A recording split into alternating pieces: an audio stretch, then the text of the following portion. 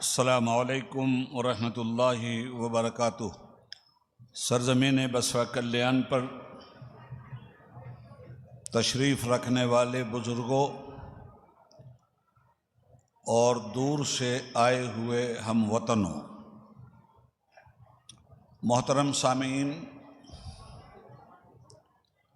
آج ایک مرتبہ پھر صوبہ کرناٹکا میں بھائی محمد سلیم صاحب اور مخدوم مکرم جناب حیدر ولی پاشا صاحب کی عنایت سے مجھے آپ کی خدمت تھوڑی دیر کے لیے کرنے کا موقع مل رہا ہے۔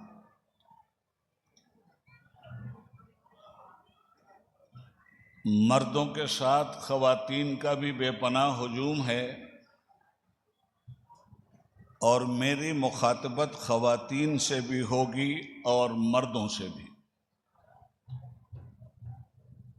برگ حنا پہ لکھتا ہوں میں درد دل کی بات، شاید کہ رفتہ رفتہ لگے دل ربا کے ہاتھ۔ معزز سامعین، آپ کا جذبہ قابل فخر و رشک ہے کہ آپ نے اس اسٹیج پر ہندوستان کی رواداری کو ہندو کے ہاں کے ساتھ اور مسلم کے ماں کے ساتھ ہم بنا کر ایک جگہ کر دیا۔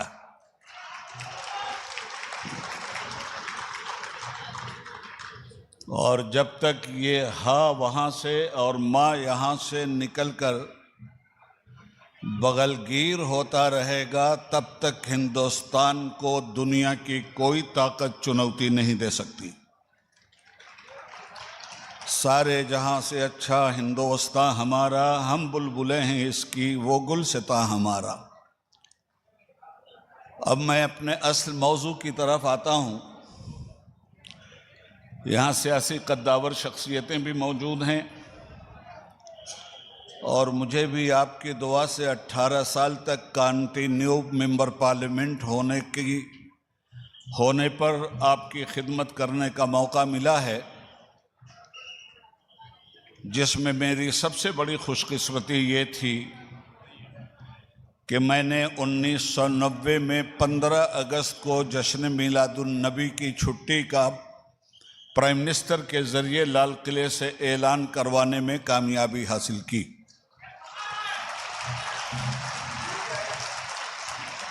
Sky Sunshine School, step towards better future. جے شنکر کالونی، شانتی نکیتن گراؤنڈ، بسوا کلیان۔ نوبل پبلک اسکول، علم سے ہی دونوں جہاں میں کامیابی ہے۔ محترم سامعین، آج میں نے اس اسٹیج کے عنوان میں 1500 سالہ جشن میلاد النبی صلی اللہ علیہ وآلہ وسلم کا اعلان پڑھا۔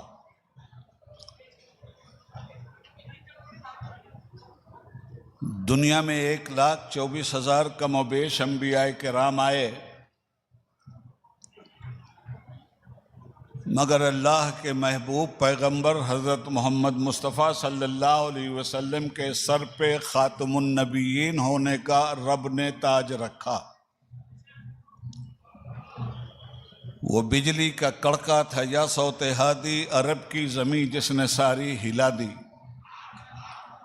وہ نبیوں میں رحمت لقب پانے والا، مرادیں غریبوں کی بر لانے والا، وہ اپنے پرائے کا غم کھانے والا، مصیبت میں غیروں کے کام آنے والا، اتر کر حرا سے سوئے قوم آیا اور ایک نسخہ کیمیا ساتھ لایا۔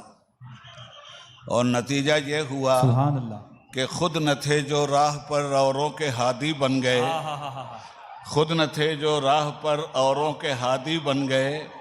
کیا نظر تھی جس نے مردوں کو مسیحا کر دیا، ایک عرب نے آدمی کا بول بالا کر دیا، خاک کے ذروں کو ہم دوشے سریا کر دیا۔ تو نے ثابت کر دیا اے ہادی نوع بشر، مرد یوں مہریں لگاتے ہیں جبین وقت پر۔ سبحان اللہ، نعرہ تکبیر، نعرہ رسالت، नारे रिसालत। सुभान अल्लाह माशाअल्लाह सुभान अल्लाह। मोअज़्ज़ज़ सामीन, हुजूर के दुनिया में आने का मकसद गौर से सुन लीजिएगा। ये तो फोटो खिंचवाने का ज़माना है और कहीं संजीदा लोग होने के लिए तैयार नहीं है। हमारी कौम की बदकिस्मती है, वरना जिक्र रसूल जब हो रहा हो तो हर गुलाम को खामोशी के साथ आके बैठना चाहिए। बेशक बेशक। मगर अब क्या कीजिएगा, हमारे मुल्क का अगुआ फोटो खिंचाने का इतना बड़ा रसिया है कि हदीस शरीफ में आता है, लोग अपने हुक्मरां के रास्ते पर चलते हैं। हमारे देश का हुक्मरां जब तक फोटो खिंचवा न ले तब तक उसे चैन नहीं आता। अब तो इतना ही बाकी रह गया कि जहां लैट्रीन बनवा रहे हैं वहां भी अपना फोटो लगवा लें। वाह वाह वाह वाह वाह। Knowledge Park, the Creative School. Admissions are open from LKG to 10th standard. Free uniform for new admission students. मोहतरम हज़रात, ये जो 1500 साल पहले अल्लाह के महबूब पैगंबर इस दुनिया में आए थे, 570 ईस्वी में उनका मीलाद हुआ था। मीलाद के माना है पैदाइश, बर्थडे। आप अच्छी तरह से वाकिफ़ हैं, दुनिया में बर्थडे तो अब इंसानों की ज़िंदगी का लाजमी हिस्सा बन चुका है। आपके यहाँ बच्चों की पैदाइश हुई तो बर्थडे, माँ बाप की पैदाइश का दिन आया तो बर्थडे। अब तो यूनाइटेड नेशन ने बहुत सारे डे पैदा कर दिए हैं। Mother day, father day,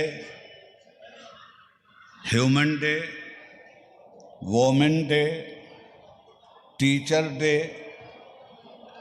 children day, ये सारी तारीखें इस वक्त आपके सामने हैं। थोड़ी देर के लिए आप बराह करम खामोशी से मुझे सुन लीजिए। ये मदर डे क्यों आया? इसलिए कि बच्चे दुनिया में नालायक पैदा होने लगे। बाप के साथ बेवफाई करने वाले बच्चे आलम ज़हूर में आ गए। इसलिए माँ के रिस्पेक्ट के लिए, बाप के रिस्पेक्ट के लिए बैनुल अक़वामी सोसाइटी ने एक कानून बनाया कि मदर डे के नाम से और फादर डे के नाम से एक दिन मनाया जाए, ताकि उनके अदब, एहतराम और रिस्पेक्ट की तरफ नालायक औलादों को मुतवज्जे किया जाए और लायक औलादें अपने माँ बाप पर तन मन धन को निछावर करने का जज्बा पैदा करें। बैकग्राउंड यह है मदर डे और फादर डे का। ह्यूमन डे, ब्रदरहुड, दुनिया में जितने भी इंसान हैं, चाहे वो किसी भी मजहब व मिल्लत के मानने वाले हैं, वो अल्लाह की मखलूक है और अल्लाह की मखलूक में भेदभाव हराम है। हज़रत ख्वाजा निज़ामुद्दीन औलिया महबूब इलाही फरमाते थे कि मेरे नज़दीक हिंदू और मुस्लिम में भेदभाव करना हराम है। ये इंसान अल्लाह की मखलूक है और हज़रत मोहम्मद सल्लल्लाहु अलैहि वसल्लम ने फरमाया कि सारी कायनात अल्लाह का कुंबा और कबीला है। तो जब सब के सब अल्लाह का कुंबा और कबीला हैं, तो क्या कुंबे वाले एक दूसरे से लड़ाई करते हैं? और अगर वो लड़ाई करते हैं तो कुंबे की शराफत पे जुल्म का जन्नाटेदार तमाचा मारते हैं। तो ब्रदरहुड के लिए ओमन बर्थडे, ओमन डे के लिए अब औरतों का मसला, औरतों की इज्जत की हिफाजत होना चाहिए। माँ की हैसियत को पहचानना, बहन की हैसियत को पहचानना, बीवी की हैसियत को पहचानना, دوسروں کی ماں بہنوں کی عزت احترام اور رسپیکٹ کرنا بین الاقوامی برادری نے اب اس چیز کو ایجاد کیا تاکہ عورتوں کی عزت و آبرو کی حفاظت ہو سکے اور ان کا رسپیکٹ جاری رکھا جا سکے۔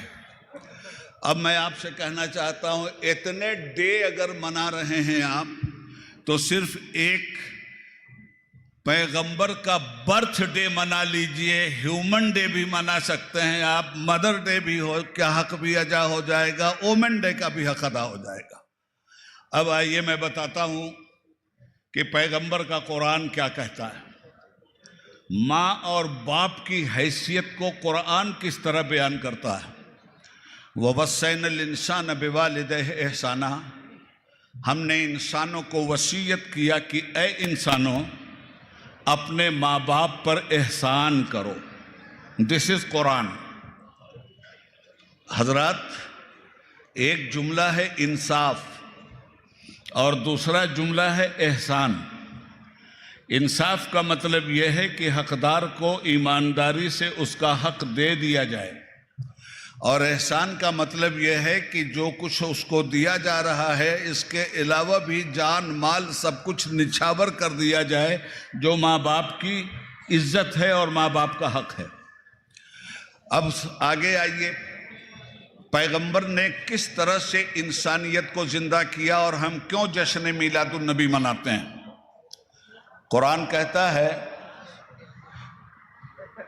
حملتہ امہ کرہا ووضعتہ کرہا، تم اپنی ماں کا رسپیکٹ کرو جس نے تمہیں اپنے پیٹ میں رکھا، مصیبت اٹھایا پیٹ میں رکھ کر اور مصیبت اٹھایا تمہیں پیدا کر کے۔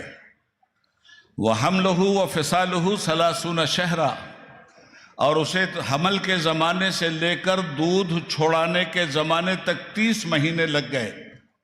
اب میں یہاں آ کے آپ کو بتاتا ہوں کہ کیوں پیغمبر کا برتھ ڈے منانا چاہیے۔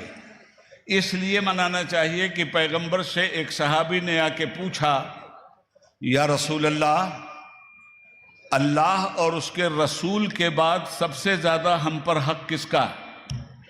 پروفٹ نے فرمایا تمہاری ماں کا۔ پھر پوچھا انہوں نے حضور اس کے بعد کس کا حق ہے؟ فرمایا تمہاری ماں کا۔ پھر تیسری مرتبہ پوچھا اس کے بعد حضور کس کا حق ہے؟ پھر فرمایا تمہاری ماں کا۔ چوتھی مرتبہ پوچھا حضور اس کے بعد کس کا حق ہے؟ کہا تب تمہارے باپ کا۔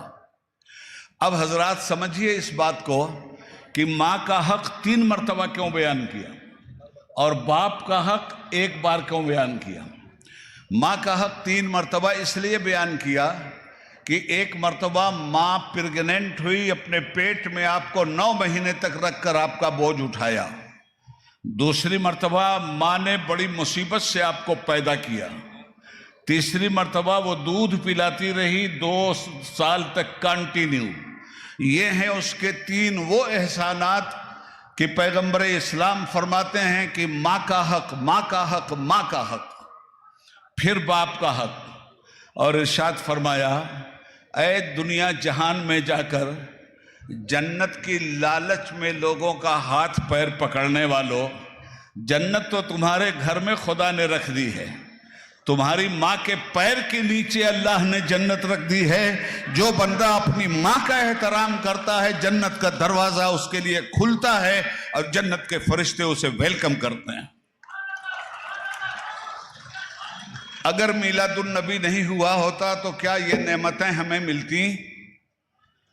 اگر میلاد النبی نہیں ہوا ہوتا تو کیا عورتوں کے احترام کا کوئی سبق اس دنیا کو ملتا؟ آج ہم بھی کہتے ہیں بیٹی بچاؤ بیٹی پڑھاؤ، مگر وہی بیٹی جب گجرات کی سرزمین پر ساموہک بلاತ್ಕಾರ کا شکار ہوتی ہے تب وومن ڈے نہیں یاد آتا، اور ان درندوں کو جب کورٹ سزا دیتی ہے تو 15 اگست کو ان درندوں کو باعزت بری کر دیا جاتا ہے۔ یہ ہے اس ملک میں وومن ڈے منانے کا طریقہ، اور یہ ہے اس ملک کی فرقہ پرست سرکار سینٹر کی جو ظالموں کو پناہ دیتی ہے اور مظلوموں کے رسپیکٹ کی دھجیاں اڑاتی۔ خیر میں سیاست پہ نہیں بولنا چاہتا. میرے دو شیر بیٹھے ہیں جو پارلیمنٹ میں للکارنے کے لیے کافی ہیں. میں تو یہ کہنا چاہتا ہوں آپ سے کہ آپ ذرا دیکھیں کہ ایک عورت سماجی انصاف کا نعرہ دینے والا ملک، عورتوں کی عزت کے دعوے دار ڈھونگی لوگ، عورتوں کے ساتھ پڑھاؤ لکھاؤ کا نعرہ دینے والے. دلی میں عورت کی عزت لوٹی جا رہی ہے، یو پی میں دلت عورتوں کی عزتوں سے کھلواڑ کیا جا رہا ہے، گجرات کی سرزمین پر بلقیس بانو کے ساتھ درندگی کی گئی. 15 اگست کا بھی رسپیکٹ نہیں کیا ان بے ایمانوں نے. 15 اگست کی بھی دھجیاں اڑا کر کے انہوں نے انصاف کا گلا گھونٹ دیا. عرض یہ کرنا چاہتا ہوں کہ عرب کا جاہل قبیلہ 1500 سال پہلے کی اس کی تاریخ پڑھو. میں تمہیں بتاتا ہوں کہ قبیلے کا بت ایک جدا تھا. کسی کا ہبل تھا، کسی کا صفا تھا. حضور کس لیے اس دنیا میں آئے؟ حضور کے میلاد کا مطلب تھا انسان خدا کی راہ پر ایمانداری سے آ جائے. میں نے جہاں تک قرآن کریم کا مطالعہ کیا ہے، پورے قرآن کا نچوڑ 3 باتوں میں آپ کے سامنے رکھتا ہوں. قرآن کیا چاہتا ہے آپ سے؟ ایک تو اللہ کی عبادت، دوسرے رسول پاک کی اطاعت، اور تیسرے مخلوق کی خدمت. یہ ہے قرآن کا وہ فیصلہ جس فیصلے کی بنیاد پر سماجی برائیاں دور ہوتی ہیں اور انصاف کا سورج 14ویں کے چاند کی طرح چمکتا ہے. عرض یہ کرنا چاہتا ہوں آپ سے کہ ہندوستان میں ہم بھی دن مناتے ہیں. ہمارا بڑا پوتر دن ہے 15 اگست، جس دن ملک آزاد ہوا. انگریزوں نے سونے کی تھال میں ملک کی آزادی آپ کو نہیں دیا ہے. قربانیاں آپ کے ماں باپ نے دی ہیں، ہندو مسلمان نے بلیدان دیا ہے، تب یہ دیش آزاد ہوا ہے. مگر یہ صرف ایک ہندوستان کی آزادی تھی جس کو 15 اگست کو تاریخ نے محفوظ کیا. میں نے پارلیمنٹ میں 1990 میں پارلیمنٹ میں یہ کہا تھا کہ 15 اگست صرف ہندوستان کی آزادی کا دن ہے، میلاد النبی انسان کی آزادی کا دن ہے. انسان کا عمل آزاد ہوا، انسان کا علم آزاد ہوا، انسان کو غلامی سے نجات ملی، انسان کی بندگی آزاد ہوئی، انسان کا کیریکٹر آزاد ہوا، انسان کی زندگی کو رسول اکرم صلی اللہ علیہ وسلم نے تسخیر ماہتاب کا ذریعہ بنا دیا. انسان جو پہاڑوں سے ڈرتا تھا ان پہاڑوں کو چکنا چور کر دیا اسلام نے. انسان جو چاند سے ڈرتا تھا، پیغمبر کی ایک انگلی نے چاند کو 2 ٹکڑے کر کے دکھلا دیا. انسان جو سورج کو اپنی زندگی کا آخری مرکز سمجھتا تھا، پیغمبر نے حضرت علی کی نماز کے لیے خدا کے حکم سے انگلی اٹھا کر اس کو واپس بلوایا.